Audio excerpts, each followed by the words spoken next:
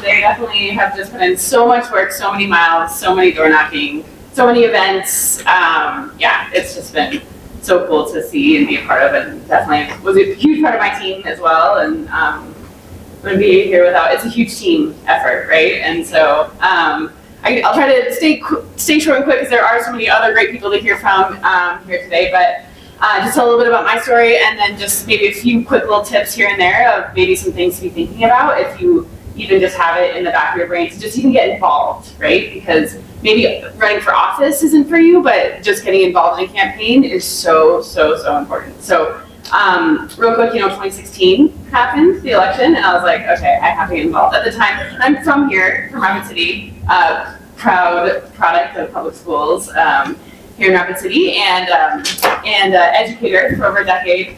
Have been teaching middle school and high school biology, and then I currently do professional development for educators. So for me, once 2016 hit, it was like, we have got to carry the conversation of education, right? And so that was a big one. But I was like, I just have to do something. And so I just saw a Facebook ad to get involved in Elizabeth Warren's campaign.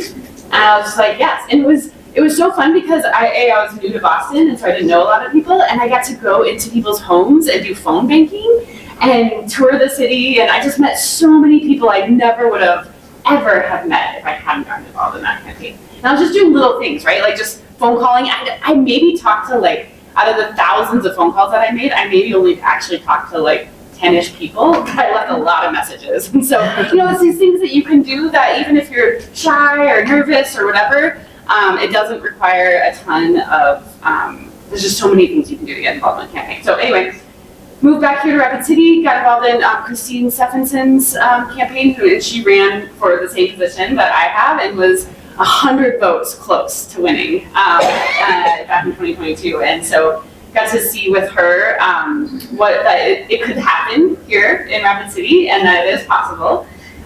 She was so close, and got to just see the really nitty-gritty things, and again, made a lifelong friend. And so important. Then it's kind of in the back of my mind. I happened to go to a webinar or something, a similar meeting like this.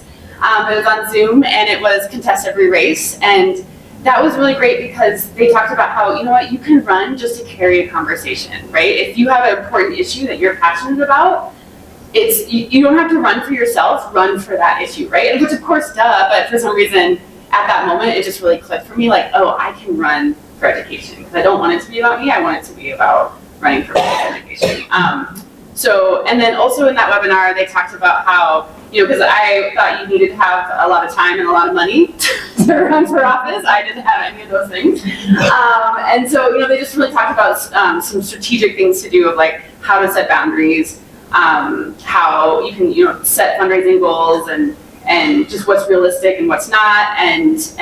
But again, you're running for that conversation or that issue. So then they released my name, little stinkers, to Jay Davis and Paul Spicer and Sarah White Shield, and the three of them hounded me. It is true that, and especially for women candidates, you have to be tapped at least 7 to 8 times before people even consider running. And so Jay was probably 25 of those times and hounded me. But and I had all these reasons for why I didn't want to run, or why I shouldn't run. And they were like, what? No, we can work with that, and we can get out ahead of messaging and get ahead of some of these things that for me at the time was just really scary. I took a little bit of time and was like, nope, I'm going to try to find other candidates, and called a lot of other people. I'm like, you should run, I'll help you. And that didn't work. So finally, 2 weeks before signatures were due, I was like, all right, I got 2 weeks. Maybe I won't get signatures, and then I don't have to run. But I did, and we got it thanks to a lot of people who gave me names and people. It was such an amazing thing to get out and just know my community, get to know my community, get to know the neighborhoods, get to know all the people. And as more and more people kind of started to get involved and help out and donate, I was just like, oh my gosh, I don't want these resources to go to waste. And so I just, it's like, I'm just wanting to be so invested in it. And having people running with other people so you didn't feel so alone, with Susan and Hala, just building a team of people is just so amazing. And so yeah, knocked on a lot of doors. We knocked on over 4,000 doors. Pulse Sizer made over 1,000 phone calls. Just had an amazing team. You all, yeah, again, came to all the events. We did all the things, and it worked out. Yeah. How much did you win by? Thank you. I did. Yes. So there's. What's the question? How much did I win by? So there's two seats in the house, and I will say we did first. So I beat the incumbent, and then there was one other person who was running as well. And I was really lucky. It was a really clean campaign. None of us did any negative ads or anything like that. It was just all about what could each of us bring as candidates. And so that was so nice, and I so appreciate that. But yes, I did win by 22 points. Especially, and I went to bed that night of election night. It was like midnight. They still hadn't had any counts, any votes, and at that point, Trump had already taken it, right? Like there was like all this down ballot stuff, and I was just like, oh, I did not. I'm sure I didn't make it. But then woke up at 3 the next morning and found out that I did. So, I think for people who are considering running again, thinking about that issue, per what you were presenting earlier, Arnold, about we want people who care about our communities, right? Like, I was reading this book, it's called Healing the Heart of Democracy by Parker Palmer, and he talked about how the first home of democracy is our hearts, right? So we have to be willing to be the most democratic we can be in ourselves, right? First, before we can consider running for office. And so that was something that was like, you know what, I don't know what is gonna come my way. I don't know, there's a good chance that I might not make it, but if I can be democratic in my heart, and if I can try to spread that to my neighbors and to other people, and again, just carry this conversation of the issues that are important to me and hold other people accountable for having those conversations, then it's worth it. And so that was the thing. Yeah. She's good. I have a question. In my mind, it just seems like showing up in here after winning without any experience how all that works. How was that for you? How did you adjust to that? I'd like to just hear. Yeah. No. Well, yeah. Right. It was a shock because then I had 3 months after election to get ready, and also was dealing. My sister was terminal and with cancer, and we had 3 months for that, and passed away December 28th. Will be a year now. So it was super hard and fast, but little things and the best thing, even if you're just contemplating thinking about running, get on SDPB and listen to committee hearings, listen to House floor sessions, listen to how that goes, right? Because you learn so much. I would do laundry, I would walk my dogs, and I would just listen to those sessions, right? And so the people start to become alive, right? They're real, it's real people, right? And so you get to know them, their funny quirks and stuff. You get to learn Robert's rules. Also, such an important thing is to learn how government meetings are run. It's a fantastic way. They've been doing this since the state started, right? And so if someone were to come back in the 1800s and come to a meeting now, it'd be pretty similar, and that's so cool, right? And so learning kind of how that works, or just by listening to those sessions was, I think, a huge piece of education. Well, I'm shocked that the committee sessions are on television. I haven't been a fan of television, but PBS airs them. What hours does that have? So Is that on the radio part? That's a great question. It is a little bit hidden, but if you go to the LRC's website, and you have to kind of find it. So I knew I was going to be on education and energy and commerce. So you can go and you can find the committees, education and energy and commerce, and then you can find their, they have their agenda, and they have a list of the agendas, and then a list of the links that you can click on to listen to that committee hearing. And so I would just click my way down the list and listen to all of them. So it is a thing of just going and finding them. So you can listen to them whenever you want. Thank you. Yeah. Here, typically on PBS, a new team.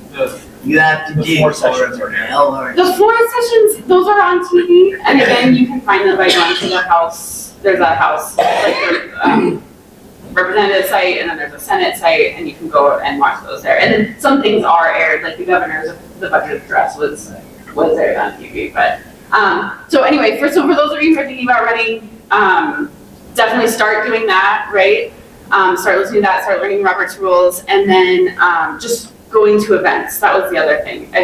Just showing up, being a person, trying to listen, trying to learn, and just start talking to people, and then finding amazing friends, like a lot of people in this room.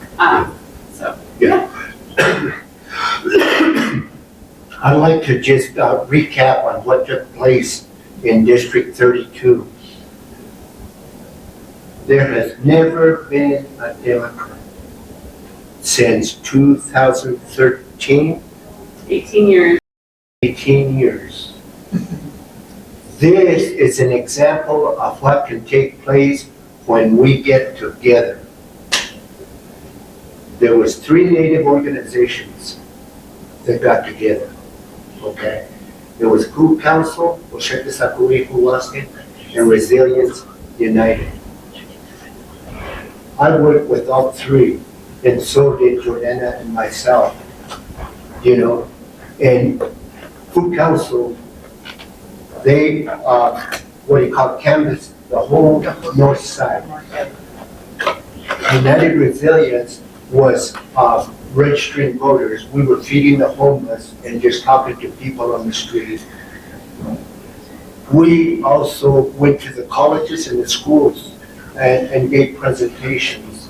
We went to Olathe Hospital, we went to Olathe College, was it? The Health Center, and then Oglala Lakota College has Sapa Sick. campus. So, again, uniting.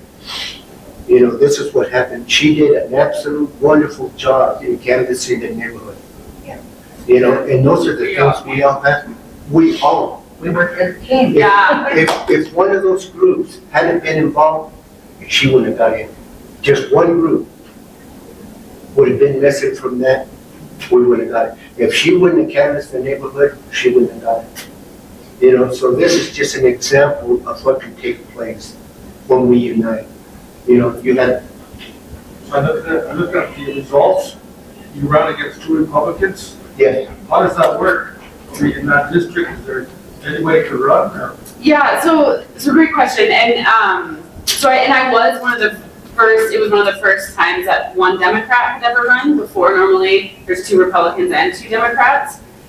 So then I did do a what you call a bullet voting strategy of so I put out some literature and had people vote one, vote Nicole. And so that was helpful because I was really nervous to run it at first, but the thing is because if you were like, oh, I want Nicole to win, but then I'll pick someone else, right? But that vote actually takes away from the total of my vote. I wouldn't have done that if I had another Democratic candidate running with me, because then hopefully, people would just vote for both of us. But because I was the only one, I was able. So, it is curious, do more people, maybe more people vote for one Democrat and one Republican, and that's, On the flip side, had there been one Republican, they would have won too. Huh? yeah, maybe, I mean, the number of votes, you guys are all equal. yeah, yeah. But they take 2 out of the district, so if there's 1 Republican and 1 Oh, Democrat. there's 2. Yeah, no, because there's 2 house Oh, okay, seats. all right. Yep, because I was in the house, yeah. So currently, it's myself and, Steve, Duffy, so many names, are the legislators. But, I will say District 32 was redistricted in 2021 for the 22 election. And so it's about a third. It's a third, a little more Republicans, but about a third. Republicans, independents, and Democrats and MPs and stuff. So I do have it is one of the more favorable districts for Democrats. Well, what are your main topics you ran on? Education. Education? Yep. Yeah. And I think, so that I think that's something a lot of people can rally behind, which is important. And Man, especially with all the things that were happening with Biden and Trump and all these things, and I would, just agonize, like, what should I be putting out there? What should I put my voice up against, and what should I be commenting on? But I think really, like, keeping it local and keeping it about the district, keeping it about getting to know me as a person, as opposed to just all the issues or all the ways that I might be thinking about a lot of things. If someone comes up and asks me, I will for sure have a conversation with them about what I think about a particular issue or whatever. But as far as when I was, when I was door knocking, when I was my social media strategy, all those things are just about, I want to A, get to know you as a person, and B, then I want you to get to know me as a person, and not necessarily about the millions of things that were happening in the world.